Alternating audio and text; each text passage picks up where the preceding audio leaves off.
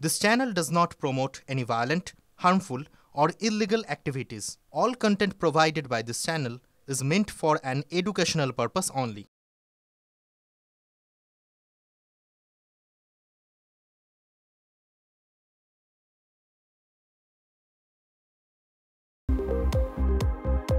কাঞ্চন মল্লিকে এলাকায় পাওয়া যায় না, মোবাইলে দেখা যায় হামাগুড়ি দিতে, নাচ গান করতে। উত্তরপাড়া গিয়ে খোদ কাউন্সিলরের মুখ থেকে অনুযোগ শুনলেন ফেরহাদ হাকিম। আমাদের পাড়া আমাদের সমাধান কর্মসূচিতে দেখা মেলেনি স্থানীয় বিধায়ক কাঞ্চন মল্লিকের। ক্ষুব্ধ তৃণমূল কর্মীরা এ বিষয়ে কিছু বলতে চাননি পুরমন্ত্রী। এখনো কাঞ্চন মল্লিকের কোনো প্রতিক্রিয়া মেলেনি। ২৬শে পশ্চিমবঙ্গ বিধানসভা নির্বাচনে একলা লড়বে বাম কংগ্রেস। কংগ্রেসকে বাদ দিয়ে এগোতে চায় ফরওয়ার্ড ব্লক আরএসপি। ৭৭ সালে যেসব আসনে লড়েছিল সেগুলোই দাবি করল আরএসপি ও ফরওয়ার্ড ব্লক। একই পথে হাঁটতে চাইছে সিপিআইও। জোট হলে স্বাগত, তবে আসন বেশি চাইল সিপিআই। রাজ্যে এবার বহুতলেও হতে পারে ভোট দেওয়ার বুথ, এমনটাই ভাবছে কমিশন। সূত্রে খবর, মূলত শহর কলকাতাকে মাথায় রেখে এই ভাবনা শুরু হয়েছে। তবে ঠিকঠাক বাস্তবায়িত হলে তা হবে গোটা রাজ্যে। যে সমস্ত বহুতলে ৪০০ বা তার বেশি বাসিন্দা থাকেন সেখানে বুথ করতে পারে কমিশন। দুর্নীতি মামলায় বিপাকে মন্ত্রী চন্দ্রনাথ সিনহা। ১২ই সেপ্টেম্বর মন্ত্রীকে সশরীরে আদালতে হাজির হয়ে আত্মসমর্পণের নির্দেশ ইডির বিশেষ আদালতে। প্রাথমিক নিয়োগ দুর্নীতি মামলায় নাম জড়িয়েছে তার। মন্ত্রীর বিরুদ্ধে তদন্তের অনুমতি চেয়ে রাজ্যপালের কাছে আবেদন জানিয়েছিল ইডি। তাতে ইতিমধ্যেই অনুমোদন রাজ্যপালের। এসআইআরের তীব্র বিরোধিতা এবং সংশোধিত ওয়াকফ আইন বাতিলের দাবি ঘিরে ধর্মতলায় ধুন্ধুমার পরিস্থিতি। আজ সারাদিন আমরা দেখেছি আইএসএফ বিধায়ক নওশাদ সিদ্দিকীকে ইতিমধ্যে গ্রেপ্তারও করেছে পুলিশ। বেআইনি জমায়েত, পুলিশের কাজে বাধার অভিযোগ সহ জামিন অযোগ্য ধারার মামলা রুজু হয়েছে তার বিরুদ্ধে। এদিকে নওশাদ সিদ্দিকীকে গ্রেপ্তারের প্রতিবাদে দত্তপুকুরে বিক্ষোভ আইএসএফের কর্মী সমর্থকদের। বিরতির পর ফিরে এলাম আমরা এবং শর্মিষ্ঠা, আমরা একটা গর্বের খবর জানাবো দেশের জন্য এবং আমাদের আশেপাশের কিছু বিশেষ প্রতিবেশীদের দেওয়ার জন্য একটা খুব গুরুত্বপূর্ণ বার্তা, না শর্মিষ্ঠা? একদম অগ্নি ঝলক বলা যেতে পারে। আজকে আমরা আকাশে অগ্নি ঝলক দেখলাম। কেন না, ওড়িশার চাঁদিপুর থেকে অগ্নি 5-এর সফল পরীক্ষা হয়েছে। সেই ছবিটা কোথায় ধরা পড়লো? দীঘার আকাশে। দেখুন, অদ্ভুত সুন্দর এই ছবি। অগ্নি 5-এর সফল পরীক্ষা। বিস্তারিত জানাবেন আমার সহকর্মী কমলেশ সঙ্গে রয়েছেন। কমলেশ, দেখো, এই আজকে 20 তারিখ, আগস্টের 20 তারিখ থেকে 21 তারিখের মধ্যে বঙ্গোপসাগরের একটা দীর্ঘ এলাকা, প্রায় 5000 কিলোমিটার এলাকার নোটাম ইস্যু করা হয়েছিল। অর্থাৎ এই অঞ্চলে যাতে এই সময় কোনো বিমান না ওড়ে সেটার জন্য একটা বার্তা দেওয়া হয়েছিল। এর আগে এটা নিয়ে জল্পনা হচ্ছিল যে কোন মিসাইল ভারত পরীক্ষা করতে পারে। ফাইনালি দেখা গেল যে অগ্নি 5 একটা ইন্টারমিডিয়েট রেঞ্জ ব্যালিস্টিক মিসাইল, যেটা প্রায় 5000 কিলোমিটার তার রেঞ্জ, এরকম রেঞ্জে পরীক্ষা হলো। অর্থাৎ অনেকগুলো দেশ, বিশেষ করে পাকিস্তানের একটা বড় অংশ এবং চীনের একটা বড় অংশ, আমাদের এই মিসাইলের মহড়ায় দেখা গেল যে এই দেশটা অনেকটা অংশ ভারত কিন্তু প্রয়োজনে আঘাত করতে, স্ট্রাইক করতে, প্রত্যাঘাত করতে সক্ষম। সেই পরীক্ষাটা আজকে হয়ে গেল। এবং খুব গুরুত্বপূর্ণ পয়েন্ট হচ্ছে, এটা স্ট্র্যাটেজিক ফোর্সেস কমান্ডের আন্ডারে এই মহড়াটা হলো। এটা অর্থ কি? এটা এমন একটা ফোর্স যেখানে ভারতের 3টে বাহিনী, নৌবাহিনী, সেনাবাহিনী এবং বায়ুসেনা, 3টে বাহিনী মিলে এই ফোর্সটা তৈরি করা হয়েছে। এবং তারা মূলত নিউক্লিয়ার ওয়ার নিয়ে কাজ করে, নিউক্লিয়ার যে অস্ত্র, মানে পরমাণু অস্ত্র নিয়ে কাজ করে। এই যে মিসাইল, এটা কিন্তু পরমাণু অস্ত্র বহনে সক্ষম। সেই পরীক্ষাটা আজকে হয়ে গেল। এবং এই যে দীঘার আকারে যে ছবি দেখলাম, এটা নিয়ে একটা চাঞ্চল্য উপকূলীয় এলাকায় ছড়িয়েছে যে এটা কিসের আলো? এটা ভারতের মিসাইল পরীক্ষায় যে সাফল্য তার আলো বলতে পারো। এটা অগ্নি 5-এর আলো। একদম সম্পূর্ণ দেশীয় প্রযুক্তিতে তৈরি এই ব্যালিস্টিক মিসাইলের সফল পরীক্ষা হলো। আর স্বাভাবিকভাবে দীঘার যে সমস্ত পর্যটকরা রয়েছেন তারা প্রথমে একটু ধন্দে পড়েন যে কিসের আলো, তারপর আস্তে আস্তে বিষয়টি পরিষ্কার হয় যেটা অগ্নি 5 মিসাইল, যার সফল উৎক্ষেপণ হলো আজ ওড়িশা থেকে। একেবারে অগ্নি 5-এর সফল পরীক্ষা। 5000 কিলোমিটার পর্যন্ত পরমাণু অস্ত্র বহনে সক্ষম মিসাইল অগ্নি 5-এর পরীক্ষা হলো এবং তার ঝলক দেখা গেল দীঘার আকাশে, যাকে বলে অগ্নি ঝলক।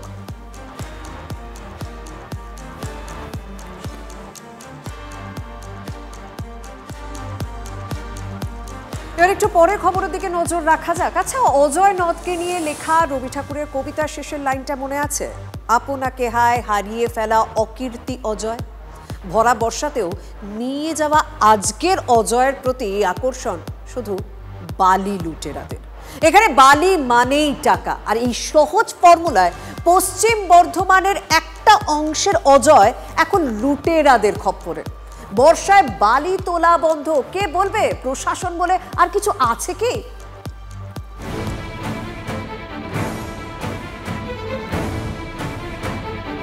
মুর্শিদাবাদ পেরিয়ে অজয়ে বালি লুটের মানচিত্র আরও লম্বা হচ্ছে। ওপারে বীরভূম, এপারে পশ্চিম বর্ধমান। অজয়ের বালি লুটে পুটে নেওয়া হচ্ছে দুপারে। গ্রামের লোকদের কাজে লাগিয়ে সেই বালি তোলা হচ্ছে। এই যে বালি তোলা হচ্ছে, এই বালি তোলার জন্য এদের কাছে কোনো বৈধ কাগজপত্র বা কোনো নথি নেই। অজয় নদের পাশে অন্যতম সরকারি বালিঘাট জামুরিয়ার দরবারডাঙ্গা। সেখানে আইনকে বুড়ো আঙুল দেখিয়ে চলছে দেদার বালি লুট। বালি লোড হাতে করে? হ্যাঁ। মেশিনে লোড হয় না এখন? না, হাতে করে লোড হয়। মানে এই জুলাই আগস্ট মাসে। হ্যাঁ। বালি লুটেরা দল বেলচায় করে বালি তুলছে মোষের গাড়িতে, তারপর অজয় লাগোয়া জঙ্গলে সেই বালি মজুত হচ্ছে। ভোররাত থেকে ট্রাক্টরে করে চলছে বালি পাচার। মোষের গাড়িতে বালি তুলছে, তারপর সেই বালিটা কোথায় দিয়ে যান? বালিটা ঘরে কেউ নিলে 200-400 করে বিক্রি। মাস কয়েক আগে বালি তোলা ও পাচারের প্রতিবাদ করে আক্রান্ত হন আসানসোলের প্রাক্তন মেয়র তথা বিজেপি নেতা জিতেন্দ্র তিওয়ারি। উল্টে তার উপরই মামলা দেওয়া হয়েছিল। সেই দরবারডাঙ্গা ঘাটে জুলাই আগস্টে পুরো দমে চলছে বালি পাচার। আমরা তো এর প্রতিবাদ করলে আমাদেরকে কেস দিয়ে দিল, আমাদের সঙ্গে কর্মীদেরকে কেস দিয়ে দিল। চুরি বন্ধ মানে তৃণমূল কংগ্রেস অফিস বন্ধ। 6 মাস আরও ওয়েট করুন, তারপরে এগুলো সব ব্যবস্থা হবে। 2 নম্বরই আপনার বালি এখন চলতে দিচ্ছে না। প্রশাসন জানে যাচ্ছেন, তো প্রশাসন যার উপরে অ্যাকশন নিয়ে নিচ্ছে। এই জুনে দিশেরগড়ে যখন বালি পাচারকারীদের ধরা হয় তখন তাদের যুক্তি ছিল কয়লা লোহা পাচার হচ্ছে আর বালি চুরি করলেই দোষ। কাদের মদতে বালি লুটেরাদের এত স্পর্ধা? পশ্চিম বর্ধমান থেকে চন্দ্রশেখর চট্টোপাধ্যায়ের রিপোর্ট, TV9 বাংলা। অজয়কে ছিবড়ে করে দিয়ে বালি মাফিয়ার নজর এবার ছোট্ট হিংলো এবং একটু বড় ব্রাহ্মণীতেও। কয়েক ঘন্টায় টন বালি এদিক থেকে ওদিক হয়ে যাচ্ছে। পরিচিতি অনেকটা বদলে রবিভূম, বীরভূম এখন যেন বালি চুরির ভূমে পরিণত হয়েছে।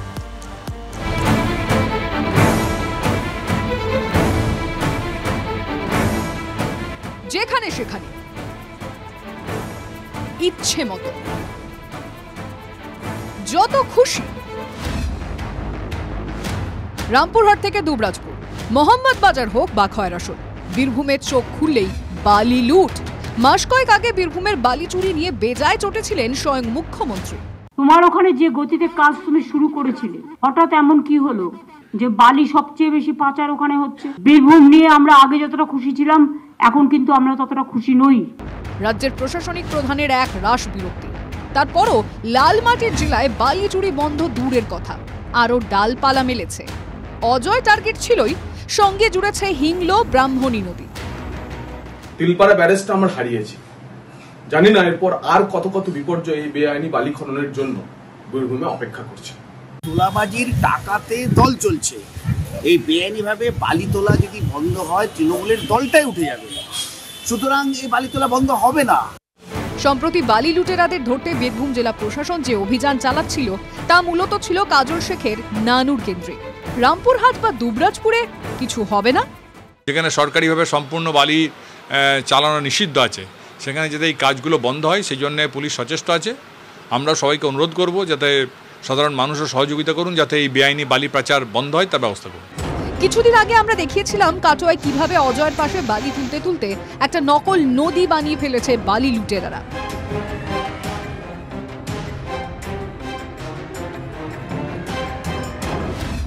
বীরভূমে যেভাবে বালি লুট চলছে তাতে ভয়ঙ্করভাবে ভাঙছে নদীর পাড়, তৈরি হচ্ছে বিরাট বিরাট গর্ত। ম্যানমেড বন্যা আর ভাঙনই কি বীরভূমের ভবিষ্যৎ? বীরভূম থেকে হিমাদ্রি মণ্ডল, TV9 বাংলা। তৃণমূল জামানায় সিভিক শাসনের আর এক নমুনা দেখাবো এবার আপনাদের ঘাটালে। আমাদের পাড়া আমাদের সমাধান ক্যাম্পের দায়িত্বে 2 সিভিক ভলান্টিয়ার রীতিমতো টেবিল পেতে কাজকর্মে তদারকি করছেন তারাই। সরকারি প্রকল্পে সিভিকের উপস্থিতি নিয়ে প্রশ্ন তুলেছেন স্থানীয় বিজেপি বিধায়ক শীতল কপাল। তবে সরকারি শিবিরে সিভিকের উপস্থিতি নিয়ে সাফাই তৈরি তৃণমূলেরও।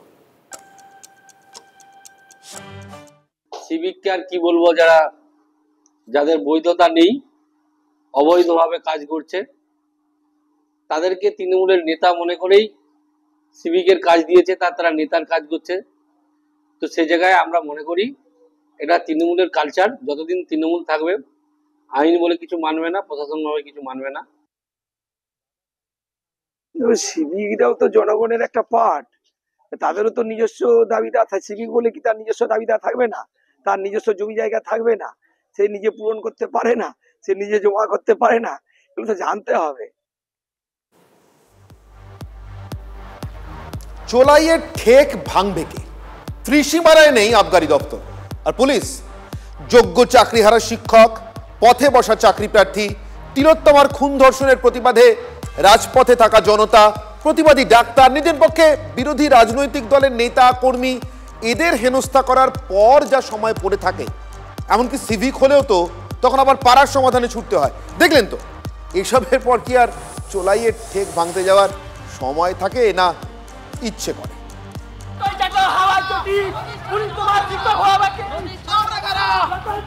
দেখো এই মুহূর্তে পুলিশ দৌড়াচ্ছে আন্দোলনকারীদের ছত্রভঙ্গ করতে। যোগ্য শিক্ষকদের ধরতে সল্টলেকের আবাসনে হানা দেয় পুলিশ। আর উর্দিধারীদের দেখে আবাসিকদের মুখ থেকে বেরিয়ে পড়ে জমে থাকা এক রাশ ক্ষোভ।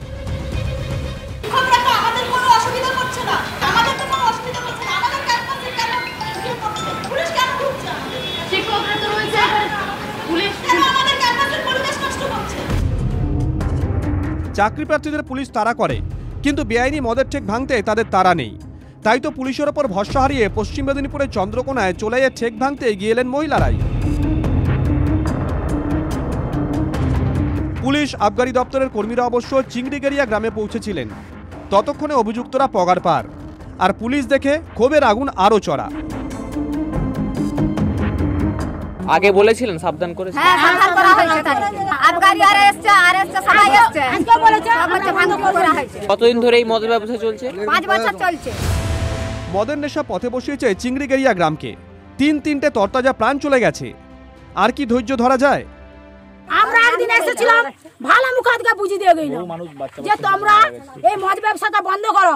আজ 5 বছর কাজ করেনি, আমি মিয়া মানুষ কি করে সংসার চালাবো?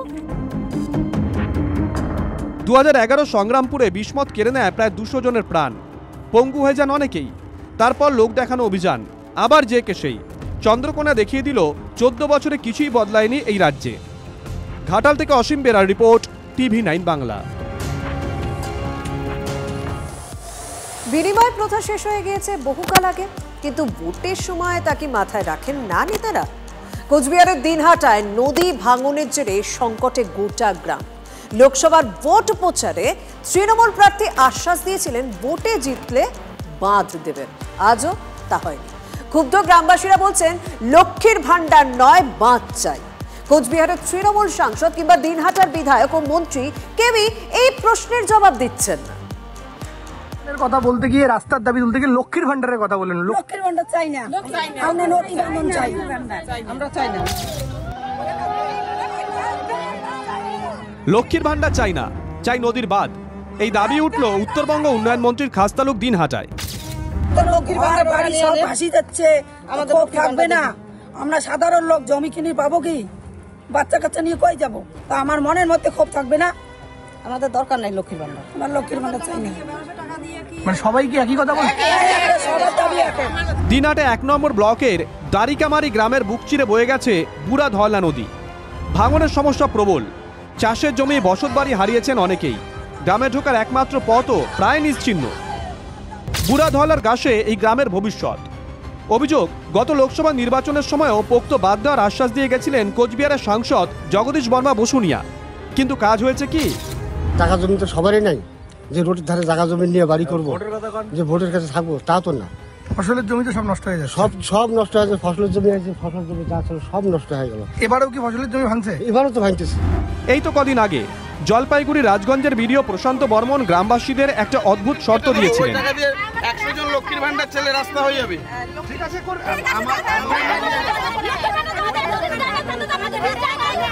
লক্ষ্মীর ভান্ডারের টাকা ছেড়ে দিন, রাস্তা হয়ে যাবে বলেছিলেন রাজগঞ্জের বিডিও।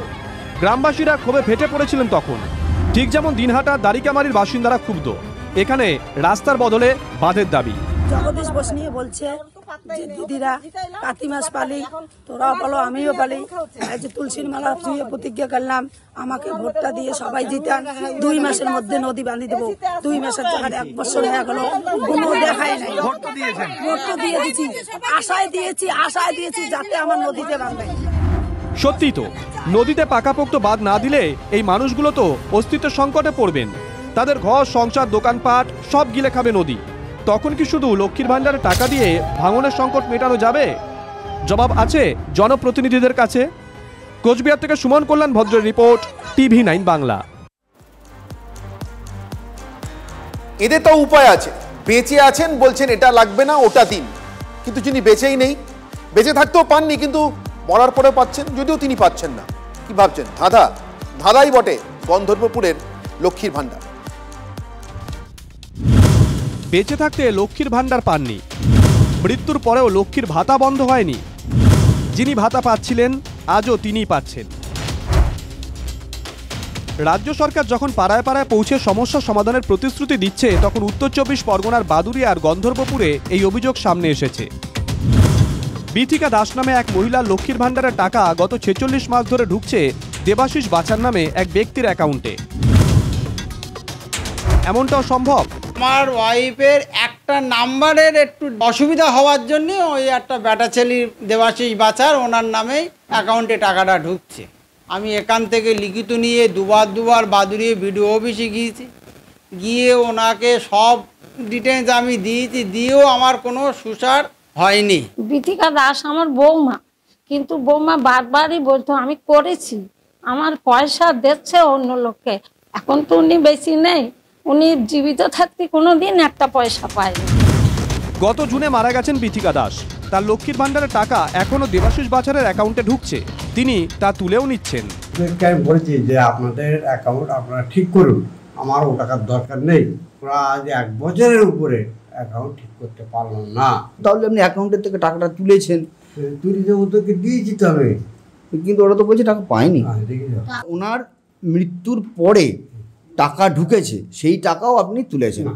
আচ্ছা, আপনার কিন্তু স্টেটমেন্ট রয়েছে যে আপনি টাকা তুলেছেন 8 তারিখে, 4 তারিখে টাকা ঢুকেছে আর 8 তারিখে টাকা তুলেছেন আপনি। ওই 2000 টাকা তুলে। সরকারের যে টাকাটা আছে সেগুলোকে আপনি রিটার্ন দেবেন? ওনাদের কাছে আমি তো বলছি ফাল্গুন মাসে দিয়ে দেবো, ফাল্গুন মাসে। পরিজনরা বলছেন বেঁচে থাকতে থাকতে বিডিও অফিসে 2 বার অভিযোগ জানিয়েছিলেন বিথিকা। জানা গেছিল ব্যাংক অ্যাকাউন্টের নম্বর বিভ্রাটের কারণেই এই সমস্যা, কিন্তু 46 মাসেও এর সমাধান হলো না। আমি প্রথম শুনলাম, দেখতে কি আছে, পদক্ষেপ নেবেন নিশ্চয়ই। এক মহিলা লক্ষ্মীর ভাণ্ডারের সুবিধা থেকে বঞ্চিতই শুধু নয়, সেই টাকা অন্যের অ্যাকাউন্টে ঢুকছে, আর সবটা জেনেও বিডিও অফিস কেন ব্যবস্থা নিল না? 46 মাসেও সময় হলো না? ভারতীয় প্রাচীন সমাজে প্রচলিত নিয়মের ব্যতিক্রম ঘটত কেবল গান্ধর্ব মতে। গন্ধর্বপুরের নামেই কি তবে লুকিয়ে সরকারি ভাতার এমন ভ্রান্তিবিলাসের রহস্য? উত্তর 24 পরগনা থেকে দীপঙ্কর দাসের রিপোর্ট, TV9 বাংলা।